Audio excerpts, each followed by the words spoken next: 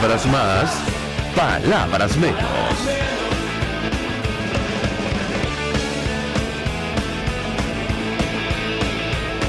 Este martes 24 de mayo del año 2022, todo el equipo que trabaja para ustedes a partir de esta hora los saluda. En la producción, Génesis Rodríguez, en los controles, Néstor Tobar, que tendrá el inmenso placer de acompañarles, María Alejandra Trujillo. Saben, ustedes se pueden comunicar desde muy temprano a través de la cuenta en Twitter, @RCR750, seguirnos por el Periscope, por internet, rcr750.com, y el resto de nuestras plataformas digitales a través de TuneIn y YouTube. Entendemos cae un aguacero en Caracas. Nuestro equipo lo ha sufrido en carne propia. Tomen sus previsiones. Comento algunas informaciones a esta hora a propósito de lo que ha ocurrido en la refinería de Cardón. Ayer Maduro acusaba una vez más al presidente de Colombia, Iván Duque, de supuestos ataques a refinerías y sistema eléctrico de Venezuela. Él señaló el sábado en la noche la refinería de Palito en el céntrico estado Carabobo también había recibido un ataque a su sistema eléctrico, un ataque, decía, del terrorista, y efectivamente lo decimos con ironía, sarcasmo, incluso con tristeza. Las refinerías, en general la industria petróleos de Venezuela sufrió un ataque, pero hace casi 20 años, cuando despidieron a 18,000 trabajadores de petróleos de Venezuela. Uno de los trabajadores, de los gerentes en esa oportunidad, Horacio Medina, llegó a decir que en 2003 ocurrió un genocidio laboral. Bueno, la industria, ese es el pecado original.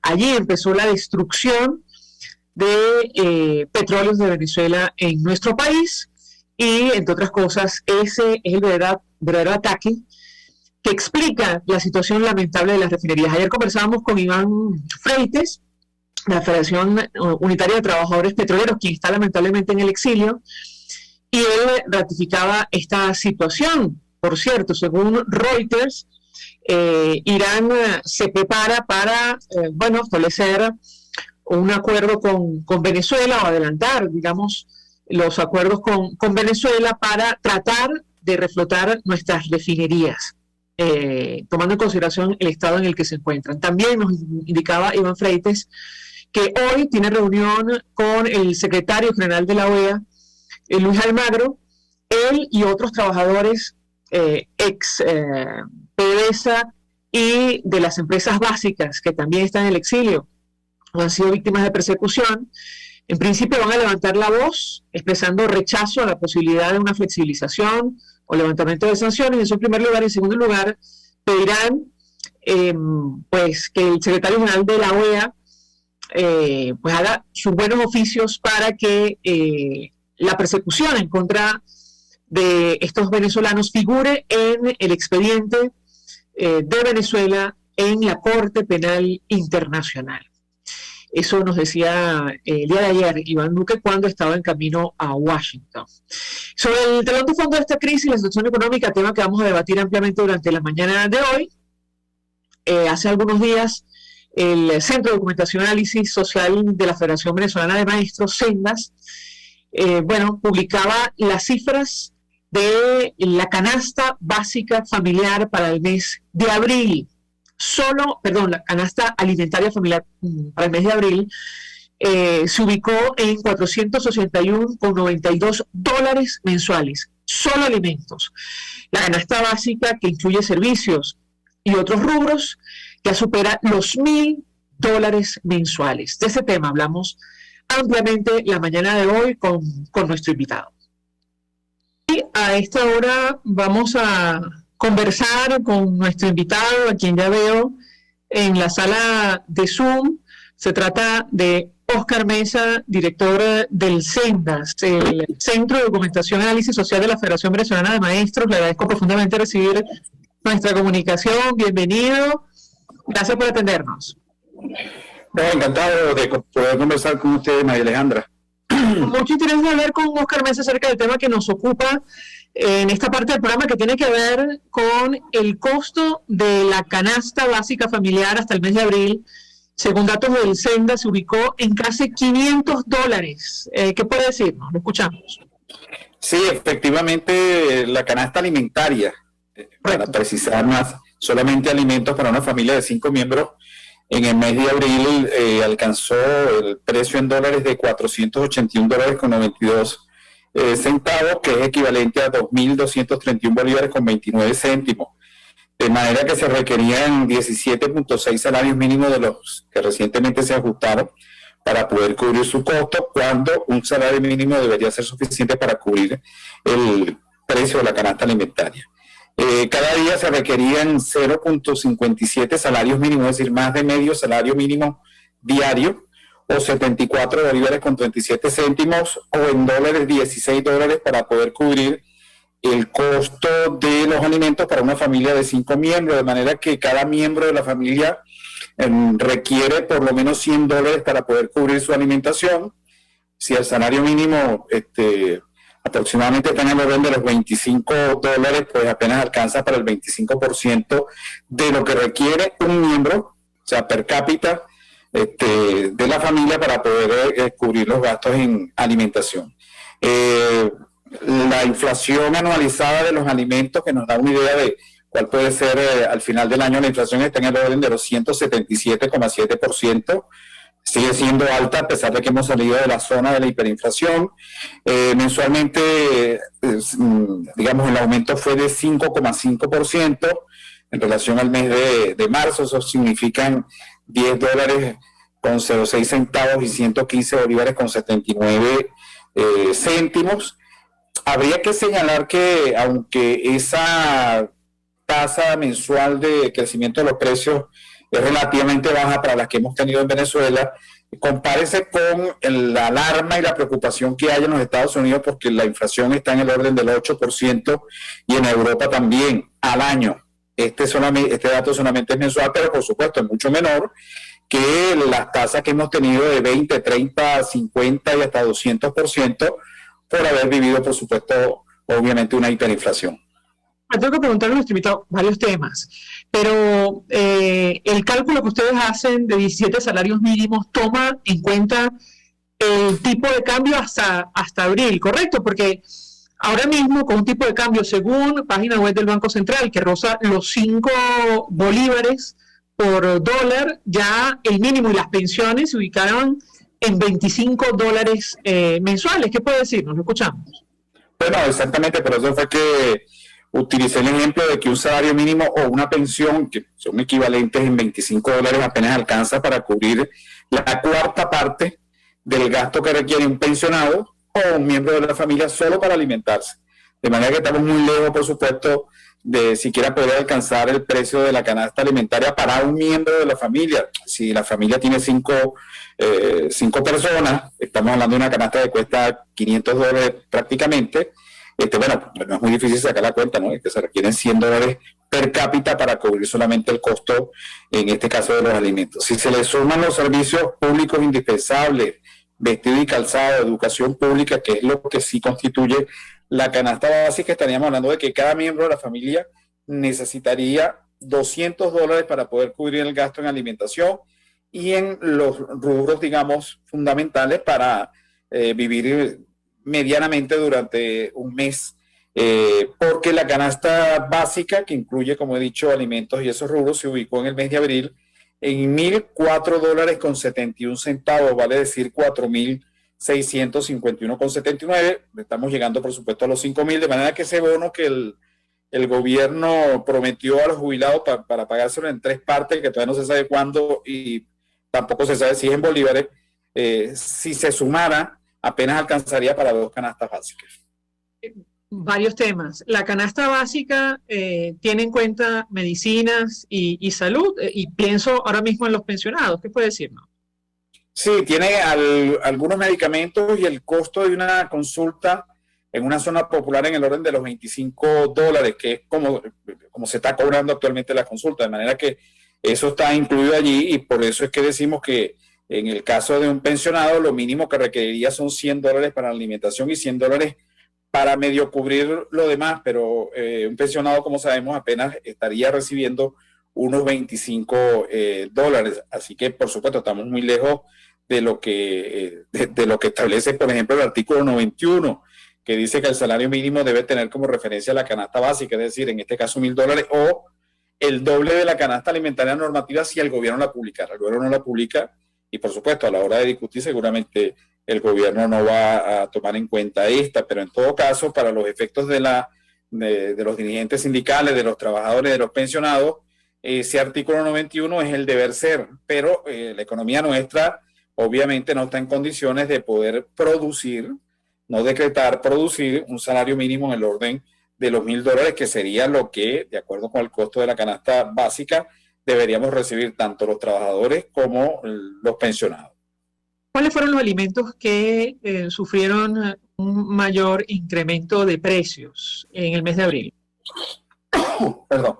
El principal rubro fue la fruta y hortaliza, 12,1%, y el segundo fue azúcar y sal en 5,1%, de manera que hay varios productos que el precio del cambur, por ejemplo, subió 76,3% dentro de frutas y hortalizas, la piña 64,6%, el tomate 68,2%, la zanahoria 18,4%, el pimentón 17%, etcétera. Y luego le sigue azúcar y sal, el precio del kilo de azúcar subió 5,5%, carnes y su preparado aumentó 4,6%, en el caso de raíces y tubérculos estamos hablando de raíces y tubérculos estuvo en 9,6% también, y esto es un reflejo de los problemas para la producción nacional, porque al fin y al cabo, tanto la fruta y hortalizas, aunque son productos que también pueden ser estacionales, en este momento, por ejemplo, hay mango, en otros momentos no hay mango, también estos productores, como ya lo has informado en tu programa muchísimas veces, sufren los problemas de los servicios públicos, de la electricidad, del agua, del diésel y además de la corrupción. En consecuencia, se encarecen también para el consumidor estos productos. Esos fueron, digamos, los productos que aumentaron más en el mes de abril. Leí en una entrevista que ofreció nuestro invitado que también las proteínas son los rubros más difíciles de adquirir por los costos tan elevados, ¿correcto? Claro, porque en una buena medida cuando se hace la pregunta de cómo hace el resto de la gente, porque obviamente con un salario mínimo no se puede, ni con dos tampoco, hay que decir que una buena parte de los hogares venezolanos dependen de la bolsa de alimentos CLAP, pero esa bolsa de alimentos CLAP apenas trae cuando se recibe, a veces mensualmente, a veces cada 3 meses, de manera irregular, pero a muchísima gente se llega, apenas trae unas 2 laticas de sardina, de manera que las proteínas no forman parte de eso, salvo algunos operativos que hacen lo que llaman ellos combo de proteína, que puede ser mortadela y carne para sopa, ¿no? Pero eso no es permanente, eso es ocasional. En consecuencia, por supuesto, más allá de que estos hogares que dependen prácticamente de la bolsa de alimentos CLAP, tienen que hacer un esfuerzo para comprar algo de proteína. Alitas de pollo, picadillos de pollo, la mortadela que se ha vuelto muy popular otra vez, digo otra vez porque hace más de 50 años probablemente lo era también, pero era una Venezuela mucho más pobre. Pero hemos regresado a ello y a cualquiera de lo que ya se llamamos en microeconomía bienes inferiores, bofe, pedazos de carne, etcétera, que pueda de alguna manera sustituir la proteína, porque efectivamente ahí estamos hablando de un peso importante. Eso por lo menos en el mes de abril significó cerca de $80. Entonces, $80 es mucho más que el salario mínimo solo para ese rubro. Y también pescado y marisco significa 230 bolívares con 90 céntimos, más de $50. Entonces, en consecuencia, así como leche, queso y huevos, también requiere más de $100. Entonces, si se empieza a sumar, por eso es que tenemos efectivamente el precio de $481 con 92 centavos, es muy difícil para una familia que puede apenas obtener ingresos entre 1 y 2 salarios mínimos, cubrir de manera completa el costo de los alimentos. Entonces lo que hace es que completa lo que le entregan por la bolsa CLAP o los cambia por los productos. Algunos de esos los productos no son buenos, como la harina de maíz, que es una harina de maíz amarilla, y también los granos no son buenos. Entonces lo que hacen es que lo cambian por plátano, lo cambian por otra cosa, porque también forma parte, digamos, de este comercio que se ha establecido, en donde los que venden en camiones, pues sabiendo que esos productos no son precisamente de buena calidad y que la gente los cambia, pues se los cambian por plátano, por cambures o por otras. Digamos que esa es la manera como en este ecosistema la gente puede hacerle frente al hecho de que no puede cubrir con sus ingresos la canasta alimentaria. Mi proyecto este invitado, tenemos que hacer una pausa para ir a publicidad. Al regreso quisiera referirme acerca del eslogan que viene promoviendo el régimen de Nicolás Maduro, aquello de que Venezuela se arregló, que tantas reacciones ha generado, tomando como punto de partida el dato grueso de la información que comparte nuestro invitado. La canasta básica alimentaria se ubicó en casi $500 en abril, la básica familiar supera los $1,000 mensuales. Al regreso de la pausa, en un país donde el salario mínimo y las pensiones es lo equivalente hoy a $25. Al regreso de la pausa yo le pedí un comentario. Venimos. Usted escucha Palabras Más, Palabras Menos en RCR 750 AM. Puedes seguirnos en nuestras redes sociales.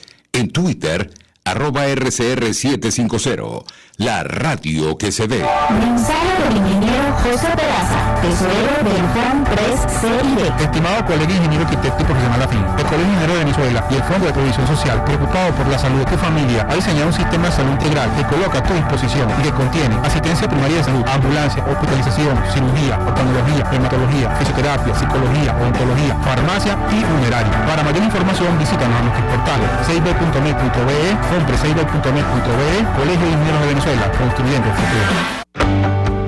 Cuando hablamos de Honda, hablamos de Vistasi Motors, el concesionario Honda que pica adelante en precios, condiciones y servicio. Todo el personal de Vistasi Motors, tanto técnico como de atención, está actualizado, capacitado y certificado permanentemente para atender correctamente tu vehículo. www.vistasi-honda.com.ve. Vistasi Motors, tu concesionario Honda en Los Palos Grandes. Contigo. Que les habla Eduardo Battistini de Primero Justicia. Una de las grandes enseñanzas que vamos a tener los venezolanos después de todo este proceso que estamos viviendo es a valorar cada vez más lo que tenemos en Venezuela. Porque hoy en día, por ejemplo, un venezolano que está afuera se ha ido acostumbrando a que los servicios públicos cuestan, se ha ido acostumbrando a que nada puede ser gratis, porque nada gratis es sostenible en el tiempo.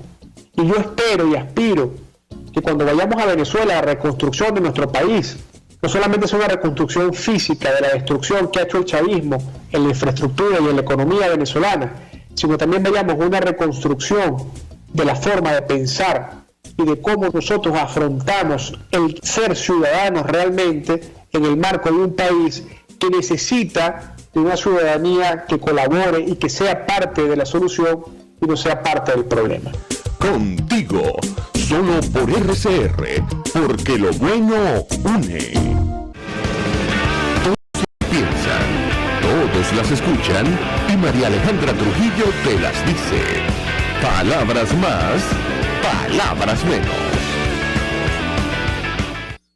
Continuamos, amigos. Palabras más, palabras menos, hablando en esta parte del programa con Óscar Mesa, director del CENDAS, el Centro de Documentación y Análisis Social de la Federación Venezolana de Maestros. Y yo les daba mi inquietud. ¿Qué dice usted? Digamos, ¿cuál es su comentario, su reacción ante ese eslogan que ha promovido el oficialismo, advirtiendo que Venezuela se arregló, tomando en cuenta lo que decíamos hace algunos minutos, el dato grueso, una canasta básica familiar que supera los $1,000 en un país donde el salario mínimo y las pensiones hoy se ubican aproximadamente en $25 mensuales? ¿Qué puede decir? Nos lo escuchamos. Bueno, lo primero que habría que señalar es que primero no conocemos exactamente cuáles son las cifras oficiales que pueden sustentar esa afirmación de que el país ha mejorado. Si lo medimos por lo que es el poder adquisitivo del salario, habría que recordar que en el mes de febrero el salario mínimo era de apenas $1.51. En consecuencia, el poder adquisitivo del salario mínimo, que es un indicador importante de si hemos mejorado o no, se ubicaba en 0,3%, ni siquiera un 1%. Pero en el mes de abril, ya incluyendo el efecto que tiene el nuevo salario mínimo de $25, el poder adquisitivo se recupera hasta el 5,8%. El déficit del salario mínimo respecto de la canasta alimentaria, que debería ser suficiente, un solo salario mínimo para adquirirla, es de 94,2%. Por lo menos medido por lo que es el poder adquisitivo, no hemos mejorado, es uno de los problemas quizás más serios que tenemos en este momento, y eso es lo que obliga a muchos trabajadores no solamente a participar en el sector informal los que no consiguen empleo, sino que los que tienen algún empleo formal en el sector público-privado tienen que ir al sector informal a vender algún producto, a prestar algún servicio para poder completar los $15 o $16 que se requieren cada día para poder cubrir el costo solamente de los alimentos. Para cubrir lo demás, incluyendo el transporte, que es un costo importante hoy porque ya no hay, el metro no funciona en el caso de Caracas y las camionetas, por supuesto, tienen que cobrar lo que es necesario para mantener el servicio. Estamos hablando de que en la canasta básica se requerían un salario, 1.19 salarios mínimos cada día, más de un salario mínimo cada día. Eso significarían unos 155 bolívares y $33.50 cada día para poder cubrir lo esencial, alimentos y todo lo demás. Por eso hemos hecho la referencia en este sentido. Hemos retrocedido más de 50 años. Si tomamos como punto de comparación el salario mínimo que se decretó en 1974 por primera vez por parte del presidente Carlos Andrés Pérez, se ubicaba en 450 bolívares. Fíjense que el salario ahorita se ubica en 130, ¿no? O 175, si se le suma el bono de alimentación. En aquella oportunidad no hacía falta el bono de alimentación porque con ese salario de 450 bolívares, que era equivalente a $104.65, tú podías cubrir el costo, digamos, de la alimentación para el trabajador, que al fin y al cabo es el objetivo del Cestatique. Si lográramos en la mesa de negociación alcanzar siquiera un salario equivalente a $100, que vendrían siendo unos 500 bolívares, estaríamos todavía por debajo de lo que teníamos hace 50 años como salario mínimo. En consecuencia, y como ustedes saben, a los economistas nos gusta medir los procesos, ahí se mide claramente el retroceso que hemos tenido en ese orden de 50 años con relación al poder adquisitivo y al salario mínimo. Medido por ese indicador nada más, no nos hemos arreglado. Incluso el retroceso es enorme al compararlo con el salario que tenemos hace 50 años.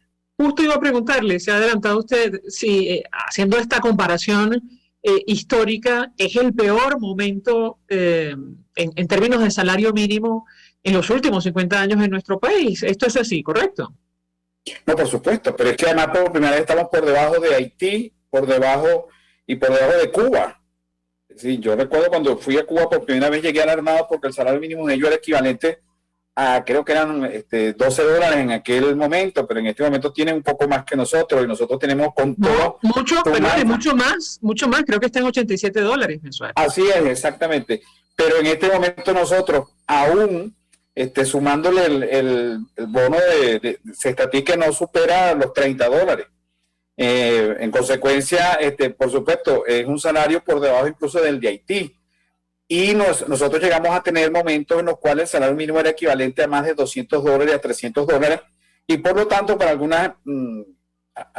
periodistas que han preguntado que por qué estos números tan exagerados. Bueno, lo exagerado es que tengamos un salario mínimo que no alcanza ni siquiera el 10% del precio de la canasta alimentaria. Habría que decir que hace unos años, en la misma casa con la que estamos conversando ahora en RCR, hablábamos de que se requerían 3 salarios mínimos para cubrir el costo de la canasta alimentaria, y eso era un escándalo, y alrededor de ellos giraba en esa mesa redonda del estudio la entrevista. Bueno, en el mes de febrero se requerían más de 300 salarios mínimos para poder cubrir el costo de la canasta alimentaria. Por supuesto, el retroceso es enorme, incluso comparado a nivel de Latinoamérica con los países que tienen tradicionalmente niveles de pobreza mucho más acentuados que nosotros. Eso dice mucho de lo que es el colapso de la economía, la destrucción de la moneda como resultado de la hiperinflación y la destrucción del aparato productivo. Yo siempre le digo a mis amigos clientes sindicales que, bueno, cómo se pueden introducir contratos colectivos en esas 9.000 empresas industriales que quebraron o cerraron. Se perdieron 9.000 empresas de 12.000, 75%, y por supuesto apenas tenemos 3.000, el 25%. Por eso es que se requieren empresas que puedan producir, que puedan obviamente ofrecer bienes y servicios para que se puedan generar empleo y obtener por esa vía salarios que permitan efectivamente poder alcanzar siquiera el precio de los alimentos. El sector privado no tendría ningún problema si el salario mínimo se ubica en $100, porque el sector privado en general está pagando por encima de ello. Es verdad que a los amigos sindicalistas no les gusta esto porque refieren al artículo 91 de la Constitución, que establece que el salario mínimo debería guardar relación con la canasta básica. Bueno, pero la economía nuestra no da para producir salarios, para poder sostener y financiar salarios sobre los $1,000. Porque además hay un dato, y perdón que repita, hay un dato adicional que tiene que ver con la desigualdad que se ha disparado en nuestro país. Hace algunos años, digamos, la clase media, la situación era mucho mejor para la mayoría de la población. Ahora mismo las diferencias son muchísimo más marcadas. Usted me corregirá si me equivoco, entre los que tienen y los que pues no. ¿Qué puede decirnos? Lo escuchamos. Bueno, de acuerdo con la encuesta de condiciones de vida en COVID, la última que se ha publicado, más del 94% medido por los niveles de ingresos está en situación de pobreza, de manera que apenas, digamos, 5% de la población son los que no tienen problema y que pueden tener ingresos que les permitan adquirir la canasta alimentaria. Y es verdad, cuando nosotros discutimos el ajuste del salario mínimo de manera regular cada año al menos, en el año 96, 97, ninguno de los que estábamos discutiendo estaba pensando en que eso lo iba a favorecer porque todos ganábamos por encima del salario mínimo. Pero lo que ha ocurrido en estos años, estos 22 años que hemos retrocedido y ahora pensionados y el resto de los trabajadores estamos a nivel del salario mínimo, y lo que se está discutiendo en la contratación colectiva es cómo superar siquiera el salario mínimo. Por eso hemos dicho que si usted lo establece por lo menos en $100, al menos a partir de ahí usted puede reconstruir la escala salarial, pero es que hemos quedado devastados en materia de poder adquisitivo como resultado, repito, no solo de la hiperinflación, sino de esta enorme depresión, que así es como se llama técnicamente lo que ha ocurrido cuando hemos perdido el 80% de la riqueza que se produce en el país, valorada monetariamente en términos de los bienes y servicios que se podían producir hace tiempo. Ya no, y la misma industria petrolera, por supuesto, que es la fuente principal de ingresos, o era, ya no lo es, y para poder reactivarla siquiera a los niveles de 1999 se requerirían ingentes recursos en el orden por lo menos de $100,000 millones, y el gobierno no tiene esa disponibilidad, menos que sepamos, ¿no? En consecuencia, aquí no queda más alternativa que recurrir al sector privado con unas garantías mínimas de seguridad jurídica que permitan que efectivamente se pueda ir reactivando la economía sobre bases sólidas, porque el gobierno ya no tiene esa capacidad. Este es un gobierno de un país petrolero que perdió la posibilidad, incluso en esta situación en la que estamos, debido a la guerra de Ucrania, de ser un gran exportador de gas, suponiendo, como se dice, que tenemos las mayores reservas del mundo en materia de gas, pero ni siquiera tenemos gas en bombona para garantizarle a la gente que depende de ello y que tiene que pagar en dólares cada bombona para poder cocinar. Así que, digamos, ese es el estado del país, y la salida sería el diálogo social, pero honestamente en este contexto político y con este elenco político yo no soy de los muy entusiastas de que eso se pueda lograr. Pero ojalá que por la vía de la necesidad al menos y del objetivo del régimen, que es mantenerse en el poder,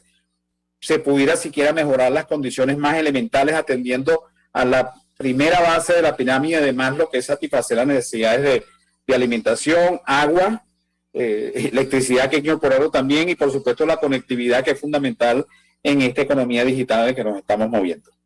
Oscar Mesa, 1.000.000 de gracias por atendernos, acompañarnos, director del Centro de Documentación y Análisis Social de la Federación Venezolana de Maestros, Sendas, expresando opinión y análisis acerca del tema que debatimos la mañana de hoy, que tiene que ver con el telón de fondo de esta crisis, la situación económica, tomando como punto de partida el costo de la canasta alimentaria familiar hasta el mes de abril. Gracias. Nosotros vamos a la pausa. Gracias. Hasta luego, y al regreso venimos con más. Estás escuchando Palabras Más, Palabras Menos, por RCR 750 AM. RCR 750 AM, porque lo bueno une. Mensaje del ingeniero José Peraza, tesorero del Fondo 3CID. Estimado colega ingeniero arquitecto y profesional afín, el Colegio Ingeniero de Venezuela y el Fondo de Previsión Social, preocupado por la salud de tu familia, ha diseñado un sistema de salud integral que coloca a tu disposición y que contiene asistencia primaria de salud, ambulancia, hospitalización, cirugía, oftalmología, dermatología, fisioterapia, psicología, odontología, farmacia y funeraria. Para mayor información visítanos a nuestros portales seib.net.be, Fondo 6b.net.be, Colegio de Ingenieros de Venezuela, construyendo el futuro. Mis amigos, una empresa comprometida y responsable con su personal es una empresa segura, y Produzca es la compañía pionera en Venezuela que ofrece la mayor cantidad de equipos de comprobada calidad para garantizar la seguridad integral de toda la nómina industrial de cualquier empresa. El catálogo de Produzca es inmenso, todo tipo de guantes, cascos, accesorios y productos varios de protección para tu personal. Conoce más de Produzca en www.produzca.com. Produzca, seguridad en tu empresa de los pies a la cabeza. Ante el agobio diario, siempre se agradece una pausa. De lunes a viernes, Verónica Oliveros te trae un cafecito para el alma en Sin Estrés, la revista radial de Radio Caracas Radio, con música, cultura, salud, emprendimiento, terapia, astrología y más. Cada tarde a las 3 nos ponemos en modo Sin Estrés por RCR, la radio que se ve.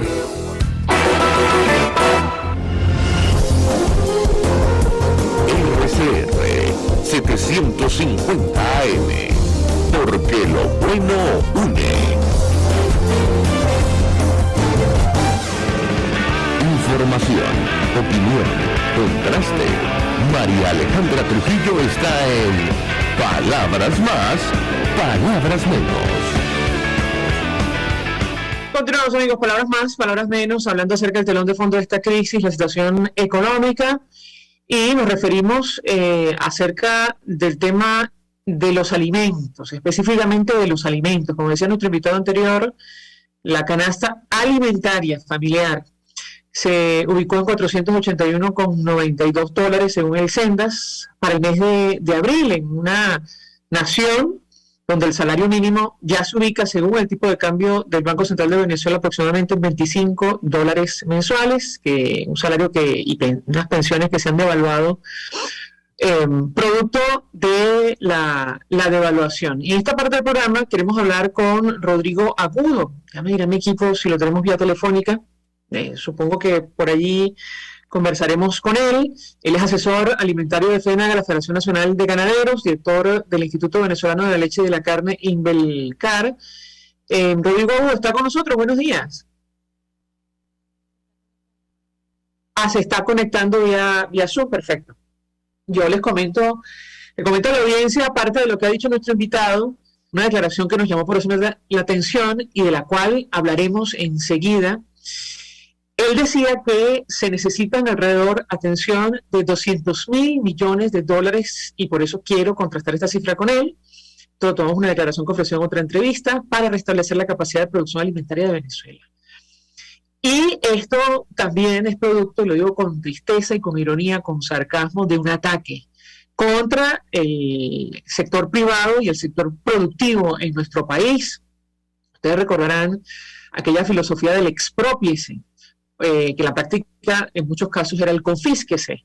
Bueno, eso en buena medida afectó a la producción de alimentos en Venezuela y nos transformó en una nación dependiente en muchos casos de las importaciones en detrimento de los productores nacionales. Esto se ha dicho durante años. Oídos sordos, y la situación hoy, según nuestro invitado, es que se necesita esta cantidad ingente de recursos para restablecer la capacidad productiva en Venezuela. Decía Rodrigo Agudo que hay rubros que pueden tener rápida respuesta, como el arroz o incluso otros cereales, pero bueno, ahí tiene que haber voluntad política. Eso siempre ha sido, entre otros, el problema. Ya mira mi equipo, si no se está conectando, si no puede conectarse vía internet, porque sabemos cuál es el problema de la conectividad en Venezuela, vamos a intentar vía telefónica. Le comento a mi equipo a ver si tenemos mejor suerte y podemos conversar, insistimos, con Rodrigo Agudo. ¿Qué decía Rodrigo Agudo en esta entrevista a la que hacemos referencia? En 7 años se podría garantizar el 70% de la necesidad de la población y tener un excedente para exportar, y con eso, con esa exportación, traer 30% de lo que no podemos producir, por ejemplo, harina para Para las arepas, cabe acotar que la banca internacional, organismos como el Fondo Monetario Internacional, Banco Mundial, podrían contribuir a la realización de estos planes si hay un cambio de orientación del modelo económico productivo que garantice la recuperación y estabilidad de Venezuela, y yo agregaría aquí un cambio político, porque de lo contrario es muy difícil que se establezca algún tipo de trato con estos organismos multilaterales. Y, por supuesto, tomando en consideración la crisis, la ausencia del Estado de Derecho en Venezuela, hay disponibilidad para el 20% de la población compre y nada más compra 10%, pero no hay abastecimiento para garantizar el 100% de la población. El 80% de la producción no existe. Esto lo dijo nuestro invitado Rodrigo Agudo. Si le parece, mi equipo, podemos hacer una pausa para ir a publicidad y nos organizamos a ver si lo podemos contactar vía telefónica o por otra vía. Ya venimos.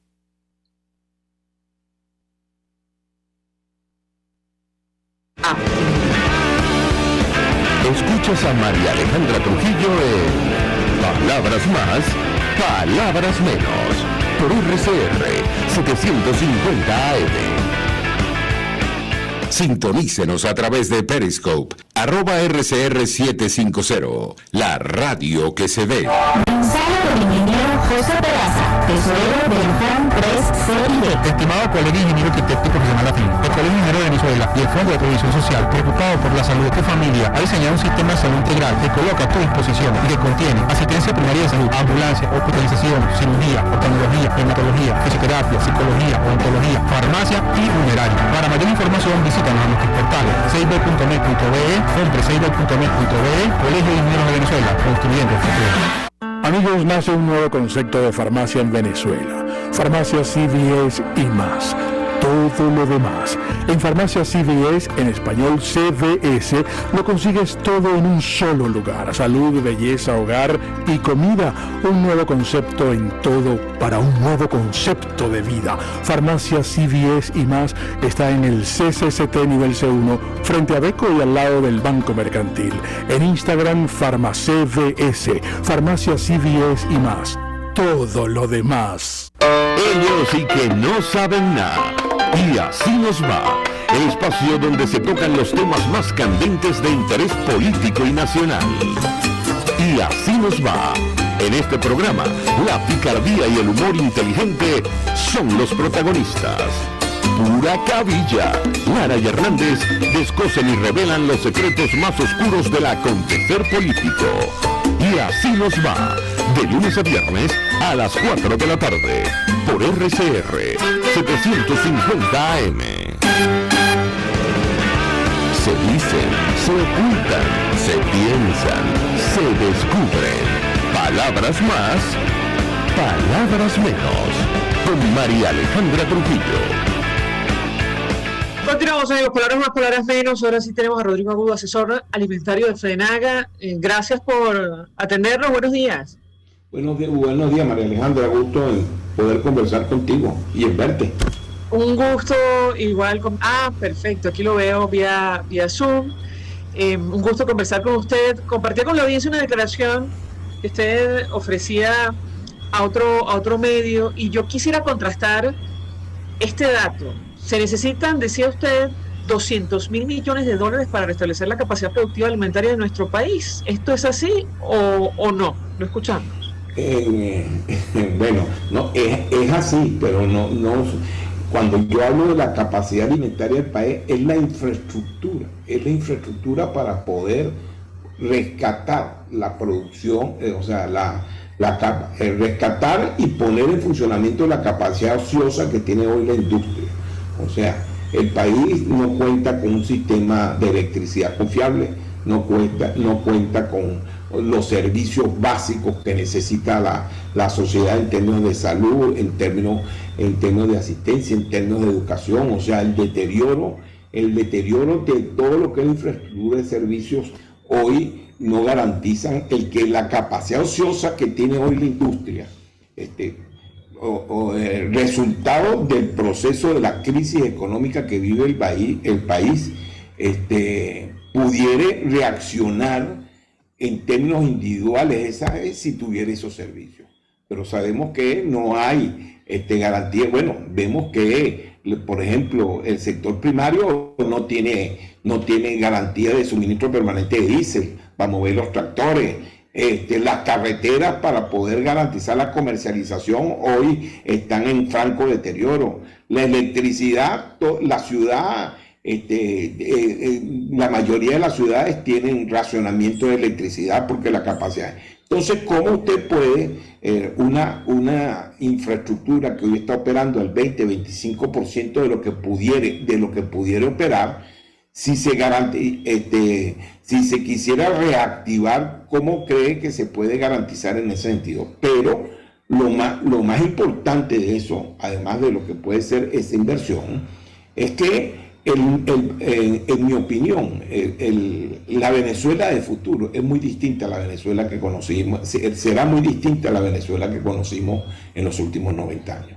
En los últimos 90 años, la Venezuela que se formó y que creó todo ese bienestar que nos permitió a finales del siglo pasado, en el año 99, 2000, ser casi el segundo país con mejor calidad de vida, hoy no existe. Pero además no existe, pero era una Venezuela que se formó en base a un país monoproductor, en base a donde el Estado era el que generaba los mismos recursos fiscales que se utilizaban para garantizar esa sociedad. Era un país donde el Estado era omnipresente políticamente, como lo debe ser, porque tiene el control administrativo, pero también era omnipresente en términos de economía, porque él era el que generaba los recursos fiscales y los redistribuía. Y eso generó una dependencia de toda esa estructura de un Estado, que toda esa institucionalidad se formó, pero para hacer gestión ante el Estado, para que el Estado permitiera dar transferencias directas, indirectas, en alguna manera en términos de tasas de interés, en términos de financiamiento. Ese país a futuro no existe. O sea, yo no digo que la industria petrolera pueda seguir siendo un eje, un eje importante, pero a futuro nosotros no podemos rescatar la industria petrolera como estaba en el año 99, porque ahí se necesitan otros no lo digo yo, lo dicen los especialistas petroleros, otros 120.000 millones de dólares, que no lo dan los multilaterales, que su financiamiento nada más lo va a dar las propias empresas de inversión energética. Pero esas empresas hoy, en base al reto del desarrollo sustentable del año 2030, están trabajando en cambiar las energías, porque todos los objetivos del desarrollo sustentable van en base a disminuir el consumo fósil, de la energía fósil por la contaminación. Entonces, difícilmente veo yo que aquí van a venir empresas energéticas para rescatar y hacer inversión para seguir sacando petróleo. Podrán hacer inversiones, pero para buscar otro tipo de energía. Y eso nos pone el reto de que Venezuela tiene que desarrollar otros sectores. Y entre esos está el sector agrícola y agroalimentario, que puede ser eje de desarrollo. Pero para eso, evidentemente, hay que cambiar hasta el modelo de administración económica, donde el Estado era omnipresente y donde ahora el Estado lo que tiene que favorecer es darle el apoyo a un sector privado para que el sector privado pueda desarrollar toda su potencialidad. Yo comentaba con la audiencia en el corte anterior, no estamos hablando de $2, 200.000 millones de dólares es mucho dinero. En las actuales condiciones, algún organismo multilateral como el Fondo Monetario, el Banco Mundial o cualquier otro se va a atrever a ofrecer un tipo de ayuda a nuestro país para reflotar la producción alimentaria sin Estado de Derecho o garantías. Yo le pediría un comentario en primer lugar. Y por otra parte, ¿cómo llegamos hasta aquí? Comentaba también con la audiencia que hay que recordar la política de las expropiaciones o confiscaciones, de las invasiones y el acoso y derribo contra los productores de alimentos en Venezuela. ¿Qué puede decirnos? ¿Lo escuchamos? Bueno, exactamente ese es el gran dilema. Y ese es vamos a decir, el nudo gordiano de que nosotros tenemos que solucionar. Esos recursos están. Esos recursos, ya varios proyectos, muchos venezolanos han planificado con el Fondo Monetario, con el Banco Mundial, con los multilaterales, con el Banco Interamericano de Desarrollo, etcétera. Pero tú lo acabas de decir. Todos esos recursos están disponibles. Se han hecho programas y presupuestos para poderlo hacer. Pero todos esos recursos vienen de organismos donde son los estados internacionales, ¿no? Los estados que son los que aportan esos recursos. Y todos esos recursos están condicionados a un solo elemento. Están condicionados al compromiso de la reestructuración y orientación del modelo económico que, como tú muy bien lo dijiste, durante 20 años se implementó y no solo fracasó, sino que en mi humilde opinión logró algo que parecía un imposible, que era quebrar a un Estado. El Estado venezolano hoy es un Estado totalmente fallido, es un Estado que no tiene posibilidades de garantizar las obligaciones elementales, como lo decíamos. Hoy el Estado venezolano no tiene los recursos para poder garantizar el sistema asistencial a los fines de darle garantía a la población, el sistema de educación a los fines de mejorar el talento humano del venezolano. Y no hablemos de la infraestructura. O sea, tenemos eso es lo negativo. Y eso se dio precisamente porque durante 20 años nosotros dilapidamos los recursos, porque además la paradoja es que en esos 20 años, en los últimos 20 años, durante 13 años, recibimos el mayor ingreso per cápita en términos fiscales, pero tristemente todos esos recursos se dilapidaron en populismo, en hacer transferencias directas ciertamente a la sociedad, pero en el populismo solo, pensando que los recursos en el tiempo eran infinitos, iban a seguir haciendo, y no se hizo en garantizar, en hacer mantenimiento. PDVSA hoy está en la crisis que dejó de ser la cuarta empresa petrolera del mundo para ser la 15ª o la 20ª empresa del mundo. ¿Por qué? Pues no se hizo mantenimiento, no se hizo inversión en mantenimiento. De ahí vienen las inversiones que son necesarias para poder recuperar la capacidad productiva. Entonces, ese estado, esa situación hoy de Venezuela nos ubicó, y no lo digo yo, lo dice la doctora Bachelet, lo dicen las Naciones Unidas, lo dicen la Comisión de los Derechos Humanos. Hoy Venezuela es uno de los 10 países más pobres del mundo y es uno de los 5 países con más hambre en el mundo. Ahora, nosotros tenemos una diferencia con esos tristes países que nos acompañan en el foso de lo que es la calidad de vida a nivel mundial, que somos el único de esos 10 con pobreza o de esos 5 con hambruna que puede salir de esa situación. ¿Por qué? Porque llegamos a esa situación después de 7 años de crisis. El resto de los países que nos acompañan en esa situación necesitan todo un problema de solidaridad mundial porque su país no tiene la capacidad de recuperarse. Nosotros tenemos la experiencia, porque fuimos un país rico rico digo yo, riqueza en términos de talento humano, de productividad. Como digo, éramos el segundo país con mejor calidad de vida para finales del siglo pasado. Nosotros tenemos esa experiencia, tenemos capacidad en términos de una agroindustria o una industria en general que se puede recuperar. Tenemos el conocimiento, la experiencia, pero ¿qué es lo que necesitamos? También tú lo dijiste. Necesitamos un Estado que deje de hacer, que lo empezó a hacer ya lo ha empezado a hacer por obligación, pero deje de hacer lo que no sabe hacer. El Estado no sabe ser ganadero, el Estado no sabe ser empresario agroalimentario, el Estado no sabe hacer comercialización. En todas partes del mundo es una responsabilidad del sector privado para generar riqueza. El Estado debe dejar de hacer esas cosas que no sabe hacer para ponerse a hacer las cosas que dejó de hacer y que está obligado a hacer, como igualmente ya lo dije, rescatar el sistema asistencial del país, rescatar el sistema educativo para poder educar nuestras generaciones de futuro, rescatar la infraestructura. La infraestructura está ahí están las represas, ahí está Guri, etc. Bueno, que las turbinas están malas, se cambian, pero hacer la infraestructura de producción hidroeléctrica tarda 25 años, y eso lo hicimos en los últimos 25 años del siglo pasado. Ahí está la infraestructura. Lo que tenemos es que hacerle mantenimiento, recuperarla, etcétera. Y para eso es que necesitamos los recursos.